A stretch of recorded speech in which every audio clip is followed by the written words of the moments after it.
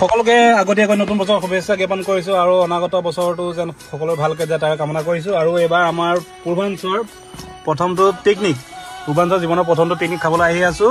সকলোৱে ঘৰখিনি আহিছে, ভাইটি ভণ্টি সকলোখিনি আহিছে আৰু তাত গৈ কি খাওঁ আপোনাক সকলোকে দেখাই গৈছোঁ। আৰু শেষত সকলোকে পুনৰবাৰ নতুন বছৰৰ শুভেচ্ছা জ্ঞাপন কৰিছোঁ। হয় নাই যদু? হয় নাই? হয়, থেংক ইউ। হয় নাই?